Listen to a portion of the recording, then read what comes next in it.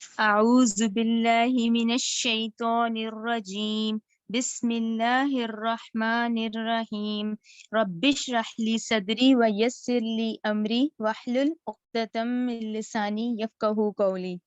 اے میرے رب، میرا سینہ کھول دے اور میرا کام آسان کر دے، اور میری زبان کی گرہ کھول دے تاکہ وہ میری بات سمجھ سکیں۔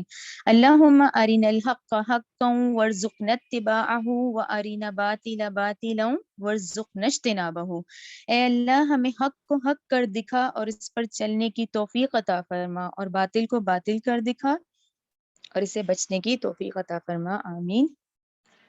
آج انشاءاللہ 29 پارے کی ہم سورہ مزمل شروع کریں گے۔ سورہ مزمل، یہاں پہ آپ لوگ غور سے پنسل ضرور ہاتھ میں رکھیں آج کی صورت میں۔ یہاں ویسے تو یہ مکی سورہ ہی ہے، ٹھیک ہے، پہلا کیونکہ سب کے قرآن میں لکھا ہے، سب کے یہ مکی سورہ ہی ہے، ٹھیک ہے۔ اچھا، پھر یہ اگین جوڑے کی شکل میں ہی ہے، یہ سورہ مزمل اور نیکسٹ ویک سورہ مدثر پڑھیں گے ہم۔ اچھا، یہ پھر وہی ہے، یہاں ذہن میں رکھیں، پہلے ہم نے پہلی جو وحی نازل ہوئی ہے وہ سورہ علق ہے، ٹھیک ہے نا، سورہ اقرا، اقرا بسم ربک الذی، جس کی 5 آیات تھی۔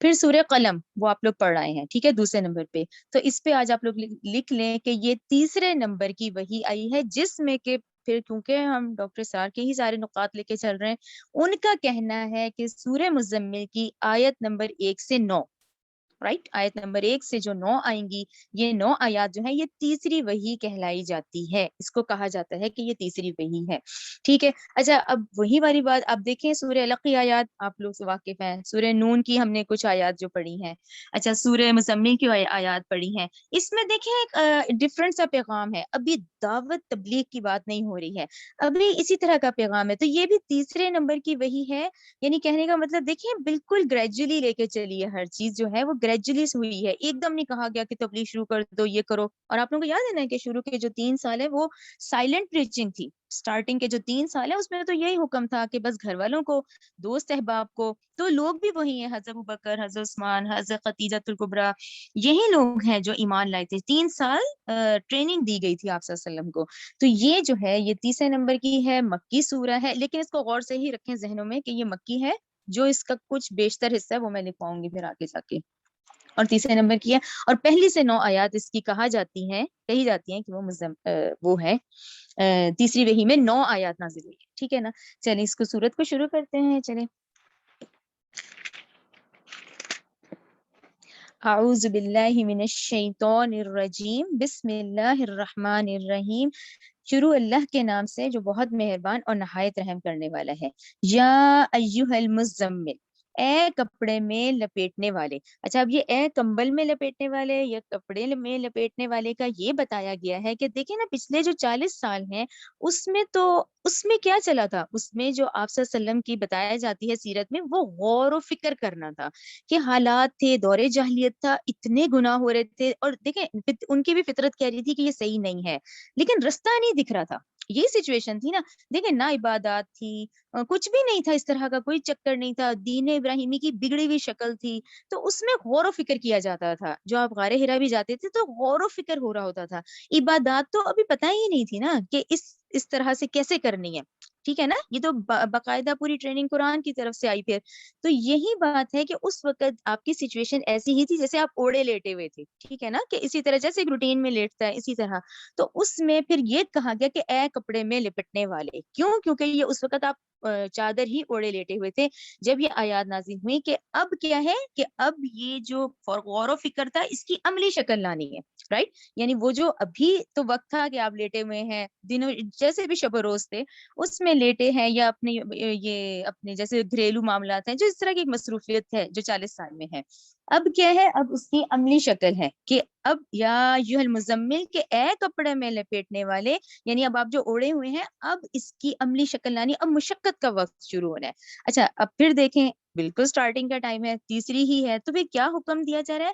قم اللیل الا قلیلا، قیام کیجئے رات میں مگر تھوڑا سا، یعنی پہلا حکم آپ کو کیا آیا کہ اب نمازیں تو ہوئی ہیں 10ویں ہجری میں جا کے معراج میں جب تحفہ ملا ہے، تو اس سے پہلے کیا ہے کہ اب آپ اٹھیے، اور کیوں اٹھیے؟ اب آپ قیام کیا کریں، ٹھیک ہے۔ تو اس طرح سے ڈاکٹر سر کا کہنا ہے کہ آپ صلی اللہ علیہ وسلم پہ تہجد فرض تھی، امت پہ نہیں ہے، لیکن آپ صلی اللہ علیہ وسلم پہ تھی، اور شروع ہوئی تھی یہ سورہ مؤمن کی آیت سے، کہ سورہ مزمل کی آیات ہوئی تو پھر اب ٹریننگ بھی تو ہے نا، یہ اس ٹریننگ کا حصہ تھا کہ ٹھیک ہے اب آپ اٹھیے اور یہ کپڑے میں لپیٹنے والے، اب اس کی عملی شکل بھی دینی ہے اور آپ کیا کیجئے، قیام کیجئے رات میں مگر تھوڑا. اچھا اس کو آپ غور سے دیکھیں، اب اس کو بڑھا دیا گیا، یعنی رات کا نصف حصہ، ونقص یا پھر کم کیجئے، منہ قلیلاً تھوڑا سا، او یا پھر زد علیہ زیادہ کیجئے اس پر، ورتل القرآن ترتیلا، اور اس پر پڑھیے قرآن ٹھہر ٹھہر کر.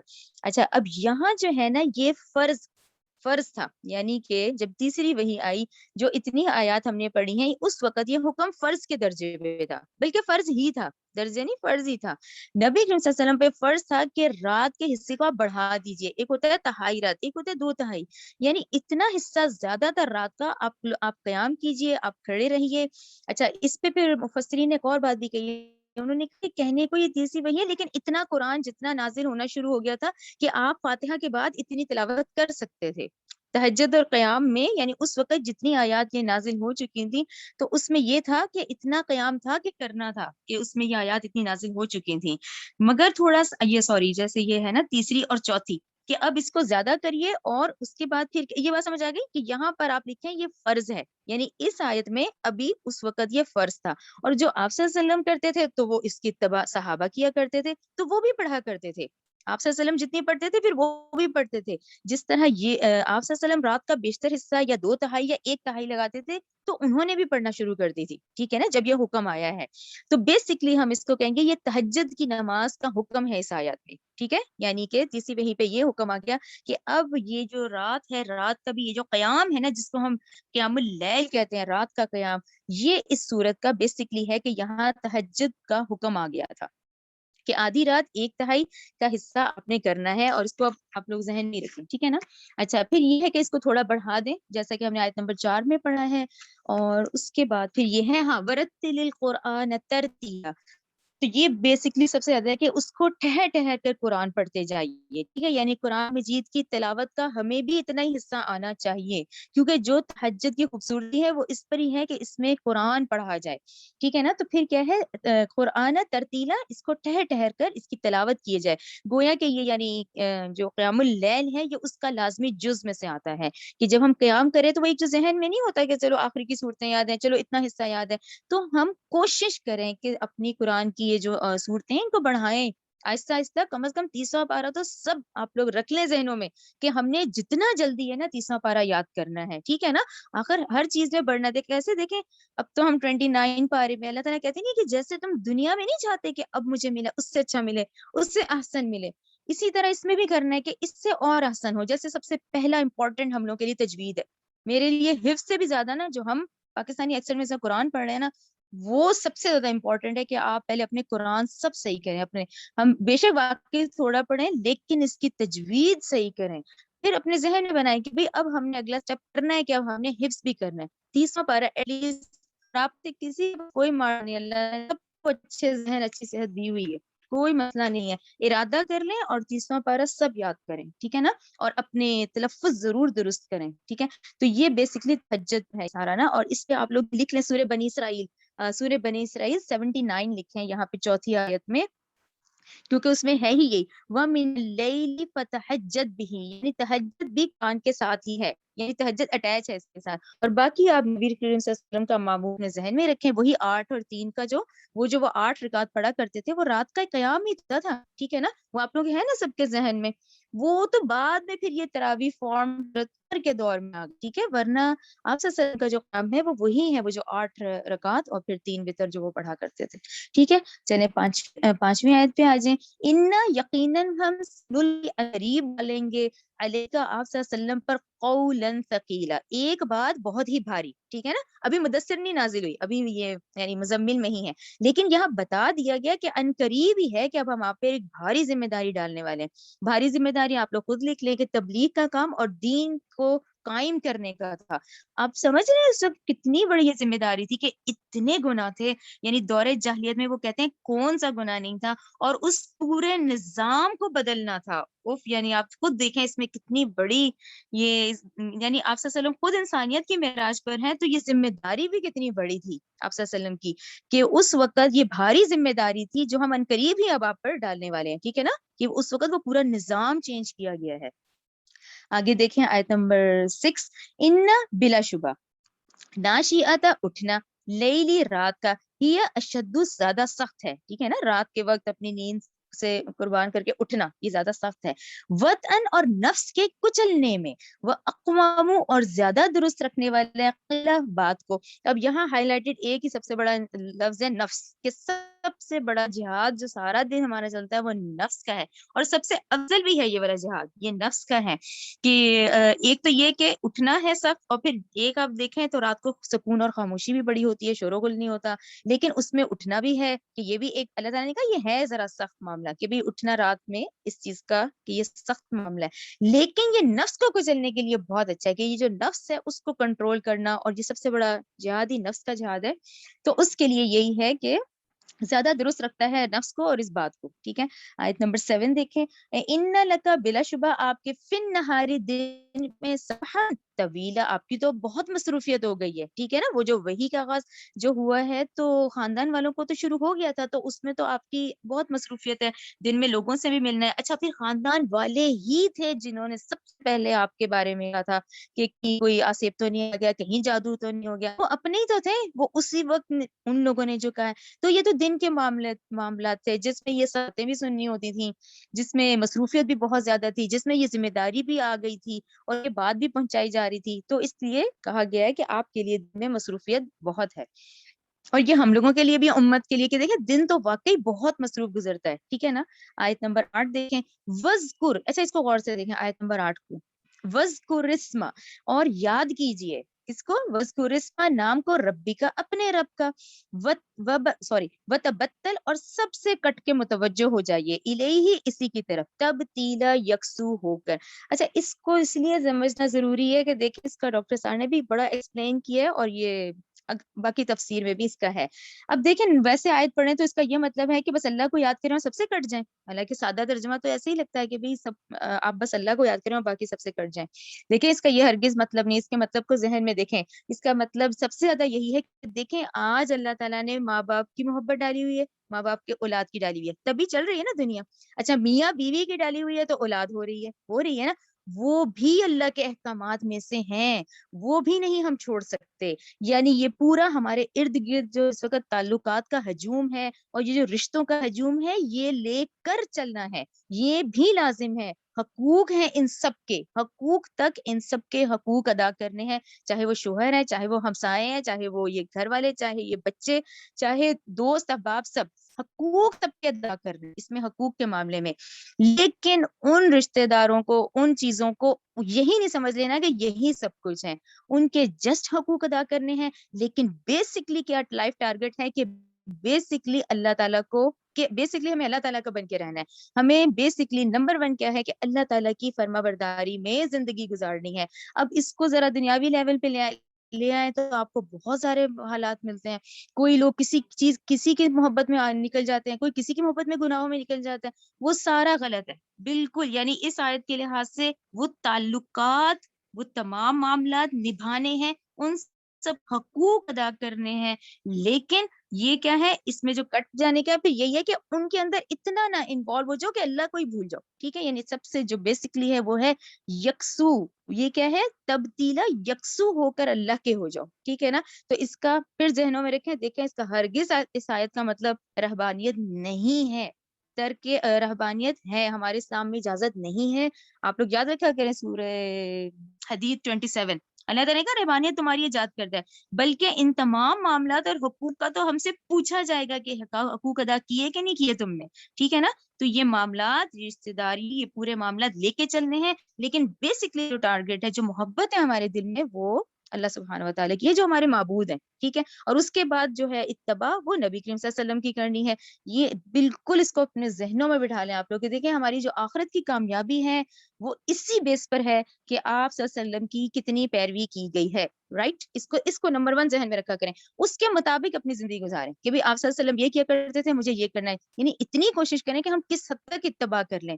یہ کریں گے تو دیکھیں جیسے ہی آنکھ بند ہونی ہے, جو آخرت کی پہلی منزل قبر ہے, اس کے سوالوں میں سوال ہے کہ یہ کون شخص ہے, مجھے دکھایا جائے گا یا اسے واللہ عالم جو معاملہ ہے کہ یہ کون شخص ہے, کس کی اتباع کر آ رہے ہو, تو وہ کی ہوگی تو ہم کہیں گے نا کہ نبی کریم صلی اللہ علیہ وسلم کی. ان کو ذہن میں رکھا کریں کیونکہ یہی وہ مقام ہے جہاں تیاری کر کے جانا ہے اور جاتے ہی سوالوں کے جواب دینے, ٹھیک ہے نا.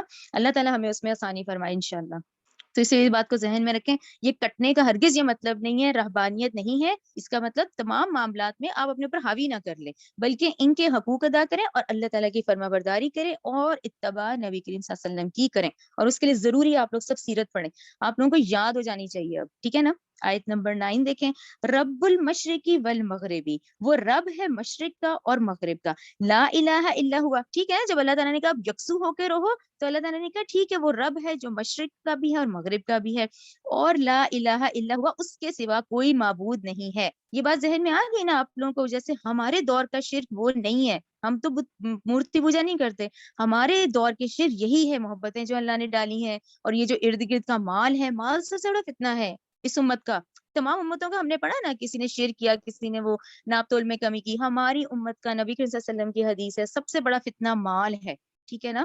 تو اسی لیے یہ یعنی اگر ہم مال کی محبت میں زیادہ نکل گئے یا اولاد میں نکل گئے یا یہ رشتوں میں نکل گئے تو وہ انڈائریکٹلی ہم سے خفیہ شرک ہو گیا, یعنی پتہ بھی نہیں چلا وہ شرک ہو گیا, ٹھیک ہے نا.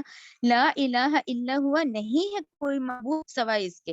فَاتَّخِذْهُ, سو بنا لیجیے اس کو وکیلا, کارساز. اب وکیل کو کہتے ہیں, وکیل کیا ہوتا ہے؟ وکیل اس کو کہا, یہ ڈیفینیشن میں نے لکھ لی تھی. وکیل اس شخص کو کہتے ہیں جس پر اعتماد کر کے کوئی شخص اپنا معاملہ اس کے سپرد کر دیتا ہے. اور دیکھیں دنیاوی معاملات میں بھی یہی ہے نا, وکیل اسی کو کہا جاتا ہے نا. تو وکیل کا مطلب ہے کہ ایسے شخص کو کہتے ہیں جس پر اعتماد کر کے کوئی شخص اپنا معاملہ اس کے سپرد کرتا ہے. تو ٹھیک ہے, اللہ تعالیٰ نے کہا مجھے اپنا بناؤ, اللہ کے سوا کوئی عبادت کے لائق نہیں, سو بنا یہ اس کو اپنا کارساز بنا لیں, ٹھیک ہے نا, کہ اپنے پورے معاملات اللہ کے سپرد کر دیں. ٹھیک ہے, آیت نمبر 10 دیکھیں. وَاصْبِرْ, اور صبر کیجئے, علی, ان باتوں پر جو یقولون وہ کہتے ہیں, وَاہْجُرْہُمْ, اور چھوڑ دیجئے انہیں, جرن چھوڑ دینا, جمیلاً اچھے طریقے سے. اچھا, یہ جو معاملہ ہے نا, یہ آیت نمبر 10, پھر وہی ذہن میں رکھیں, وہ جو آپ کو شاعر, جادوگر, معاذ اللہ مجنون یہ سب کہا جاتا تھا, اس میں دیکھیں اس کا جواب ہمیں بھی دیکھیں, ہم پہ بھی یہ والے حالات آ جاتے ہیں. اب یہ جو بات ہوتی ہے نا کہ دوسرا کوئی ایسے طنز کی بات کرے, ایسی بات کرے جس سے پریشانی ہو رہی ہے, بس دوسرے کو کسی کو پریشان کرنا ہوتی ہے نا, بس پھر صبر کیجئے ان باتوں سے جو وہ کر رہے ہیں اور چھوڑ دیجئے ان کو. تو دیکھیں اس کا آپ لوگ لکھیں سورہ فرقان 63, ٹھیک ہے نا, وہ کہیں آیت ہوتی ہے, کہیں ہمیں اس کی ڈیٹیل مل جاتے ہیں. تو اس آیت کا ڈاکٹر صاحب نے یہی کہا ہے کہ آپ لوگوں نے سورہ فرقان 63 جو پڑھی ہے اس کا ترجمہ ہی یہی ہے. میں آپ کو اس کا ترجمہ بتاتی ہوں. وَإِذَا خَطَبَهُمُ الْجَاهِلُونَ قَالُوا سَلَامًا, جب جاہل لوگ ان سے مخاطب ہوتے ہیں تو وہ ان کو سلام کر کے گزر جاتے ہیں, ٹھیک ہے نا. اب وہ شاعر کہیں, مجنون کہیں, یہ سب کہیں, اب ان سے بحث کرتے ہیں تو بات خراب ہوتی ہے. تو کیا حکم آتا ہے, ٹھیک ہے اس طرح کی کوئی بات ہو تو ان کو کالو سلامہ کہو, ٹھیک ہے. تو سورہ فرقان 63 رکھیں, کیونکہ اللہ تعالیٰ بھی کہہ رہے ہیں اب آپ صبر کیجئے ان باتوں سے جو یہ کہہ رہے ہیں اور چھوڑ دیجئے انہیں اچھے طریقے سے. احسن طریقے کا مطلب کہ ان کے سوالوں کا جواب نہیں دیں بلکہ ان کو قالو سلامہ کہیں اور اچھے طریقے سے اس کو چھوڑ دیجئے. اچھا, پھر دیکھیں آیت نمبر 11, وَذَرْنِي, اور چھوڑ دیجئے مجھے, وَالْمُكَذِّبِينَ, ان جھٹلانے والوں کو, ٹھیک ہے, مجھے بھی اور ان کو بھی, یہ جو اس وقت جھٹلا رہے ہیں نا, اولِ النعمتی, یہ کیوں جھٹلا رہے ہیں, یہ اس وجہ سے جھٹلا رہے ہیں. کیوں؟ کیونکہ ان کو بہت نعمتیں آج ملی ہوئی ہیں, آج ان کے پاس اولاد ہے, آج ان کے پاس پیسہ ہے, مال ہے, اولِ النعمتی, ٹھیک ہے نا. وَمَهِّلْهُمْ, اور مہلت دے دیجئے ان کو. اچھا, یہاں پہ آپ بریکٹ میں مکے والے ہی لکھیں کیونکہ بیسکلی اس وقت جو آیات نازل ہو رہی ہیں اس میں یہ مکے والوں نے ہی سب سے زیادہ ستایا تھا. تو مہلت دے دیجئے انہیں قلیلاً, تھوڑی سی, ٹھیک ہے نا. یہ اللہ کا قاعدہ قانون ہے کہ ان کو پکڑا نہیں گیا اس قدر, یعنی مخالفت پہ بھی کوئی ایسے تو نہیں پکڑا گیا, ہمیں سیرت سے ملتا ہے, لیکن پکڑ پھر کتنی سخت آئی وہ پھر آپ لوگوں کو یاد ہے سورہ انفال اور سورہ توبہ میں. تو اللہ تعالیٰ نے کہا چھوڑ دیجئے ان کو، ان جھٹلانے والوں کو، وہ جن کو کہ ہم نے نعمتیں دی ہوئی ہیں، اور اب ان کو تھوڑی سی مہلت دے دیجئے، ٹھیک ہے نا. آیت نمبر 12 دیکھیں. بلا شبہ لدینا، ہمارے ہاں، ان کالن، بیڑیاں ہیں، وہ جہیمن، اور بھڑکتی ہوئی آگ ہے، ٹھیک ہے نا. یہ وہی بات ہے، یہ آئیں گے تو پھر ہمارے پاس ہی نا. ابھی یہ جتنی مخالفت کر لیں، اور مخالفت میں بھی ذہن میں رکھا کریں اللہ تعالیٰ کی نافرمانی کرنا، ٹھیک ہے نا. وہ آیات یاد ہے نا آپ لوگوں کو کہ اللہ تعالیٰ نے کہا کہ نبی کریم صلی اللہ علیہ وسلم آپ کو تھوڑی کچھ کر رہے ہیں، یہ ظالم تو ہماری آیتوں کا انکار کر رہے ہیں، وہ تو خود جانتے تھے کہ آپ صلی اللہ علیہ وسلم امی ہیں. تو یہ بات ذہن میں رکھا کریں، یہ اللہ تعالیٰ کی نافرمانی تھی. تو اس پہ اللہ تعالیٰ کہہ رہے ہیں کہ پھر ہمارے ہاں تو بیڑیاں ہیں اور بھڑکتی ہوئی آگ ہے. آیت نمبر 13. وَطَعَامًا، اور ہمارے پاس جو کھانا ہے، ذا غصۃ، گلے میں پھنس جانے والا، وَعَذَابًا أَلِيمًا، اور بہت ہی دردناک عذاب ہے پھر یہ. اچھا، گلے میں پھنس جانے والا کھانا کون سا ہے؟ یہ وہی لکھے ہیں سورہ واقعہ 52، وہی وہ جو زقوم نہیں ہے، زقوم کے درخت کا ہم نے سورہ بنی اسرائیل میں بھی پڑھا ہے، اور ہم نے اس میں سورہ واقعہ 52 میں بھی پڑھا ہے. تو اس میں علماء کی رائے کے مطابق ڈاکٹر صاحب نے کہا کہ سب نے یہاں زقوم ہی لیا ہے، کہ جس کے یاد ہے جس کے پھل جو ہے وہ شیطانوں کے سر ہوں گے. اللہ تعالیٰ ہمیں اس سے بچائے رکھے، اللہ تعالیٰ ہمیں ان لوگوں میں سے نہ کر. آیت نمبر 14 دیکھیں. یوم، جس دن، ترجفو، کانپے گی، اردو، زمین، والجبالو، اور پہاڑ، وکانت الجبالو، اور ہو جائیں گے پہاڑ، کثیبم محیلا، ریت کے ٹیلے بھر بھرے سے. اچھا، یہ تو ہے اس طرح سے ہی کہ پوری وہ جو زمین کی اس وقت شکل پوری بدل جائے گی. یہ جو اپ اینڈ ڈاؤن ہے نا، ساری وادیاں بنی ہوئی ہیں، پہاڑ ہیں، یہ سب جب ختم ہوں گے تو کانپے گی زمین، یعنی یہ جو گریویٹیشنل فورس ہے نا، ظاہر ہے یہ ختم ہوگی. یہ ختم ہوگی تو پہاڑ اپنی جگہ سے ہل جائیں گے. جس دن کانپے گی زمین اور پہاڑ ہو جائیں گے پہاڑ ریت کے ٹیلے بھر بھرے، یعنی وہ پورے سینڈیون، یعنی ریتیلے ہو جائیں گے سارے. آپ لوگ یہ 14 کے آگے نا وہ لکھیں ضرور. ایک منٹ، 14 منٹ، ہاں، سورہ طٰہٰ 107، سورہ طٰہٰ 107 لکھیں آپ لوگ. وہ یہ پہاڑوں سے ریلیٹڈ ہے، اس میں نا یہ پورا ڈیٹیل سے ہے. ایک منٹ، سورہ طٰہٰ 107 لکھ لیں اس پہ، پہاڑوں کے. اچھا، پھر دیکھیں آیت نمبر 14 ہے نا یہ. صحیح ہے، سورہ طٰہٰ 107 میں ہے کہ آپ نہ تو اس میں کوئی ٹیڑ دیکھیں گے، نہ اس دن کوئی ٹیلا دیکھیں گے. یہ سارے جو اپ اینڈ ڈاؤن ہے یہ سارے ختم کر دیے جائیں گے. سورہ طٰہٰ 107 میں ہے کہ جب وہ پوچھتے تھے کہ ان پہاڑوں کا کیا ہوگا، تو اس پہ یہ جواب آیا تھا کہ اس دن نہ کوئی ٹیڑ ہوگا نہ کوئی ٹیلا ہوگا. آیت نمبر 15 دیکھیں. انا، بلا شبہ ہم نے ارسلنا، بھیجا ہے، کس کی طرف؟ اہل قریش کی طرف. یعنی اے قریش، اگر ہم بریکٹ میں کر لینا کہ بلا شبہ ہم نے بھیجا ہے الیکم، تمہاری طرف، رسولن، ایک رسول، شاہدن. اب شاہدن کو آپ لوگ سرکل کریں کہ شہادت دینے والا. اب یہ کون سی گواہی ہوگی؟ دیکھیں ان 12 سالوں میں جس قدر انہوں نے مخالفت کی ہے نا، ٹھیک ہے نا، وہ تو کر لی. اب یہاں سے تو سب نہیں مر جانا، پھر اللہ تعالیٰ کے حضور کھڑے ہونا ہے. اس دن جب یہ اہل قریش ہوں گے اور نبی کریم صلی اللہ علیہ وسلم کو بلایا جائے گا تو وہ اس وقت انہی کے خلاف گواہی دیں گے. تو یہ شہادت بڑی سخت شہادت ہے کہ بلا شبہ ہم نے بھیجا تمہاری طرف ایک رسول جو شہادت دینے والا ہے علیکم، تم پر ہی. تو یہ کیا شہادت ہوگی؟ وہ یہی ہوگی کہ اللہ تعالیٰ میں نے تو سارا پیغام پہنچا دیا تھا، انہوں نے نہیں سنا. ٹھیک ہے نا. یہ جو ہے آیت نمبر 15 میں. تو یہ بہت مشکل ہے کہ ایک رسول جو ہے وہ اپنی قوم کے خلاف ہی اس کو گواہی دینی ہوگی، کیونکہ انہوں نے اتنی مخالفت اور نافرمانی کی. علیکم، تم پر، کما، جیسا کہ ارسلنا ہم نے بھیجا تھا، الی فرعون، فرعون کی طرف، رسولن، ایک رسول، ٹھیک ہے نا، موسیٰ علیہ السلام. فعصا فرعون، چنانچہ نافرمانی کی اس فرعون نے. اچھا، آپ دیکھیں فرعون کی کیوں مثال دی گئی ہے. بہت بڑا بادشاہ تھا نا، اپنے آپ کو رب کہلاتا تھا، اس لیے ان قریش مکہ کو کہا گیا کہ تم ادھر دیکھو. یعنی پاسا فرعون، چنانچہ نافرمانی کی فرعون نے، اس رسول کی، فاخذناہ، تو ہم نے پکڑ لیا اسے، اخذا وبیلا، پکڑنا نہایت سختی کا. آیت نمبر 17. فَكَيْفَ، پھر کیسے، تتقون، تم بچو گے، ان اگر کفر تم نے کفر کیا، یومن، اس دن کے عذاب سے، یجعلو، کہ وہ کر دے گا، ولدان شیبا، بچوں کو بوڑھا کر دے گا. تو یہ جو ہے اس میں صحیح بخاری کی حدیث ہے، یہ آپ لوگ سن لیں گے تو انشاءاللہ. یہ میں نے اسی سے لی ہے پیچھے، یہ جو اصل بیان چل رہا ہے، ٹھیک ہے نا. اس میں حدیث میں آتا ہے کہ قیامت کے دن اللہ تعالیٰ آدم علیہ السلام کو کہے گا کہ جب اپنی اولاد میں سے جہنم سوری کہے گا کہ اپنی اولاد میں سے جہنم کے لیے نکال لے. آدم علیہ السلام فرمائیں گے یا اللہ کس طرح؟ اللہ تعالیٰ فرمائے گا ہر 1000 میں سے 999. اس وقت حمل والی عورتوں کے حمل گر جائیں گے اور بچے بوڑھے ہو جائیں گے.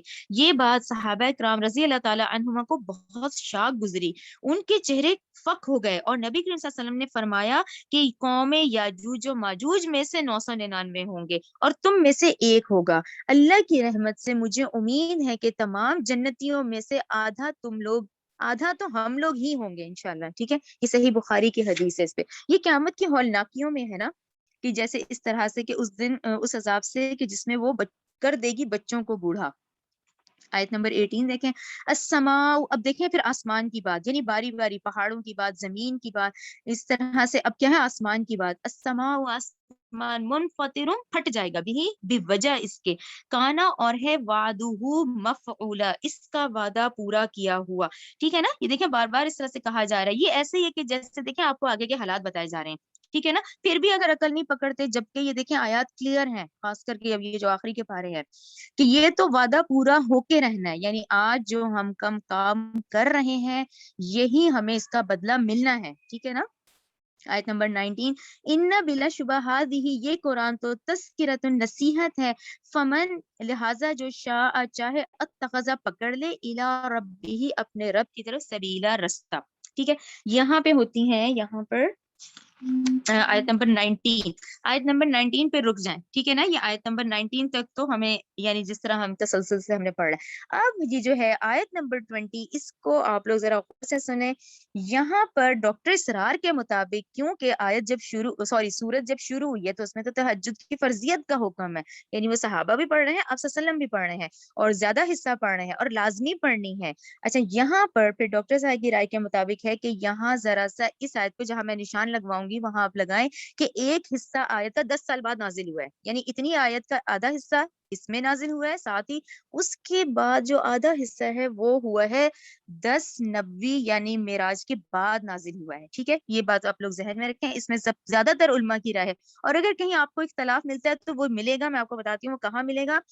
ڈاکٹر صاحب یہ کہتے ہیں وہاں یہ ملتا ہے کہ کچھ لوگوں نے کہا 1 سال، کچھ لوگوں نے کہا نہیں یہ 1 سال بعد ہی آ گئی تھی 20ویں آیت، کچھ نے کہا کہ نہیں 16 ماہ. یہ دو رائے ملتی ہیں. لیکن اگر ہم دیکھتے ہیں تو زیادہ تر کی رائے یہی ہے کہ یہ جو ہے 11 سال بعد یا 10 سال بعد نازل ہوتی ہے. ٹھیک ہے، جو آیت نمبر 20 ہے. اچھا، آیت نمبر 20 ہم پڑھنے سے پہلے دیکھ لیں وہ جو حکم پہلی آیات کا آیا تھا نا، پہلی 1 3 4 کا، وہ اس میں منسوخ ہو گیا. یعنی پہلی اس میں تو 4 آیتوں میں آیا کہ لازمی پڑھیں، زیادہ پڑھیں، یعنی پڑھنی ہے. لیکن اب تہجد کا جو حکم آیا تھا اس کی فرضیت جو ہے وہ امت کے لیے منسوخ ہو گئی ان آیتوں پہ. سمجھ آ گئی نا کہ آپ صلی اللہ علیہ وسلم کی لائف میں آپ کو تو پڑھنی تھی، لیکن امت اس وقت صحابہ پڑھ رہے تھے اسی طرح جیسا کہ آپ صلی اللہ علیہ وسلم پڑھ رہے تھے. لیکن ہم ان آیت کو کہیں گے کہ 20ویں آیت میں آ کر یہ حکم منسوخ ہو جاتا ہے، اور یہ جو آیت ہے یہ 10 سال بعد نازل ہوتی ہے. ٹھیک ہے، اب سمجھ آ گئی. اب اس کو اب پڑھیں گے تو آپ لوگوں کو انشاءاللہ کلیئر ہو جائے گی. ان ربک، اب اس کے دیکھیں اس کا ترجمہ ہی ویسے ہی ہے.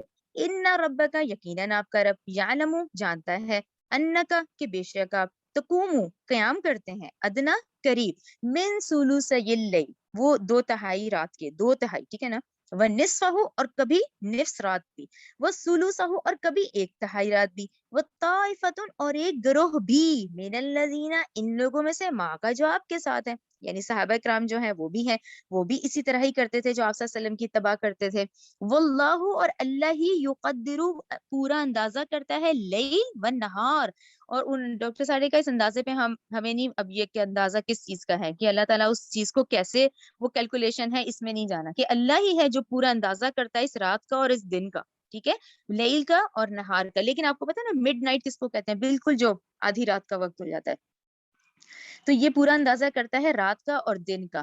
علیما، اس نے جان لیا، ان یہ کہ لن تحصوہ، ہرگز تم طاقت نہیں رکھ سکتے اس قیام کی. فتاب علیکم، لہذا اس نے توجہ کی تم پر. فقرؤ، بس تم پڑھو، ما، جو تیسر من القرآن، جو آسان ہو قرآن میں سے. ٹھیک ہے، پھر یہ حکم آ گیا کہ اس قرآن میں سے جو آسان ہے اس کو پڑھ لو. یہاں آپ لوگ سب سلیش کر دیں، کیونکہ انہوں نے کہا ہے کہ یہاں پہ اس کو سلیش کر دیں. جو بقیہ حصہ ہے علمہ سے شروع ہوگا اینڈ تک، یہ پھر 10 سال بعد نازل ہوتا ہے. ٹھیک ہے، یعنی اللہ تعالیٰ نے کہا کہ یہ تو واقعی تم اس کی طاقت نہیں رکھ سکتے کہ ہر روز اتنے قیام کی اور طویل قیام کی. قیام کی اہمیت اپنی جگہ ہی ہے، طویل قیام کی جو آیت تھی اس پہ ہوا کہ اتنی تو تم اب طاقت نہیں رکھ سکتے، لہٰذا اس نے توجہ فرمائی تم پر، ٹھیک ہے نا. آیت ایک ہی چل رہی گی، لیکن آپ کو پتا ہے نا وہ جو اس وقت کے حالات تھے ذہنوں میں ترتیب کر کے آیت ایک ہی ہے، لیکن من القرآن پہ رک کر اب عالمہ سے پھر ان کی رائے ہے ڈاکٹر سار کی کہ یہ 10 سال بعد نازل ہوئی ہے، یعنی معراج کی فرضیت کے بعد، نماز کی فرضیت کے بعد. عالمہ اس نے جان لیا. ہاں دیکھیے نا، وہ انہوں نے یہی تو کہا ہے کہ پانچوں نماز کی جو فرضیت تھی وہی قیام اللیل کا بدل تھی. جب 5 نمازیں دن میں آپ پڑھنے لگے تو اس وقت باقی نمازوں نہیں تھیں، صرف قیام اللیل ہی تھا. تو بیسکلی 5 نمازوں کو قیام اللیل کا بدل قرار دے دیا گیا، ٹھیک ہے. علیمہ اس نے جان لیا ان بلا شبہ سیکونو ضرور ہوں گے منکم کچھ تم میں سے، ٹھیک ہے نا. مردا اب کچھ تم میں سے ہو سکتا ہے بیمار ہوں، وہ کیسے پھر یہ پوری رات کا قیام کریں گے. وہ آخرونا اور کچھ دوسرے بھی یضربونا جو چلیں گے فی الارض زمین میں، یبتغونا وہ تلاش کریں گے من فضل اللہ اللہ کا فضل، ٹھیک ہے نا. معاش کے لیے جو نکلنا ہوتا ہے یہ معاش کے لیے. اور آپ اس وقت کے تو حالات دیکھیں، وہ جب اتنے بڑے بڑے کراوان روٹس چلتے تھے جو 8-8 10-10 دنوں میں پھر وہ لوگ پہنچتے تھے، ٹھیک ہے نا. تو کچھ ہے جو فضل کی تلاش زمین میں اللہ کے فضل کی تلاش کے لیے نکل جائیں گے، وہ کیسے پڑھیں گے، بیمار کیسے پڑے گا. وہ آخرونا اور کچھ ایسے بھی ہوں گے یقاتلون فی سبیل اللہ جو اللہ کی راہ میں جہاد کریں گے، ٹھیک ہے نا. اب دیکھیں نا، دنیا کی محنت مشقت کرنے والا، جہاد کرنے والا اور بیمار، تین لوگ آ گئے نا. یہ کیسے پھر رات کا قیام کریں گے؟ تو اس لیے کیا کہا گیا، فقراؤ تو تم پڑھو ما تیسر جو تمہارے لیے آسانی ہو، ٹھیک ہے نا. یہ 10 ہجری کے بعد والی ہے، سوری 10 نبوت کے 10ویں سال والی، وہ جو 10 سال بعد نازل ہوئی ہے، ٹھیک ہے. کہ تم پڑھو اس میں جو آسانی ہو، منہ اس قرآن میں سے، وَأَقِیمُوا الصَّلَاةَ اور تم قائم کرو نماز، ٹھیک ہے. اب حکم آ گیا کہ تم قائم کرو نماز کو، وَآتُوا الزَّکَاةَ اور تم دو زکوٰۃ. اچھا یہاں بھی ایک اختلاف آپ کو ملے گا. اب یہ وَآتُوا الزَّکَاةَ آ گیا، اس پہ ڈاکٹر سراج نے یہ کہا ہے کہ اس پہ لوگ کہتے ہیں یہ مدینہ میں ہی نہ ہو سکتا، اتنا پورشن مدینہ میں جا کے آ گیا ہو، لیکن ہو سکتا ہے. انہوں نے کہا کہ مے بی کہ بالکل یہ متصل ہو، کیونکہ زکوٰۃ کا حکم تو مکہ میں تھا ہی نہیں، لیکن ہے یہ مکی صورت ہی. اب یہ آپ کو پتا ہے نا، رائے آپ جتنے لوگوں کی لے لیں، بہرحال مین مقصد ہے کہ یا تو ڈاکٹر صاحب نے کہا یہ بالکل ہجرت سے متصل جڑی ہوئی ہے، بالکل جیسے ذرا سا پہلے آئی ہے ہجرت سے، یا جیسے ہجرت کے فوراً بعد آئی ہے. لیکن زیادہ تر کی رائے یہ مکی ہی ہے، لیکن اس پہ پھر اختلاف آ جاتا ہے کہ اس میں تو زکوٰۃ کا حکم آیا ہے. بہرحال اور نماز تو ہے، نماز کا حکم تو مکی دور میں آ گیا تھا نا معراج کے بعد. وَأَقِیمُوا الصَّلَاةَ وَآتُوا الزَّکَاةَ تم نماز قائم کرو اور تم زکوٰۃ دو. وَأَقْرِضُوا اللَّهَ قَرْضًا حَسَنًا یہ آپ لوگوں کو انشاءاللہ اچھی طریقے سے سمجھ آ گیا ہوگا.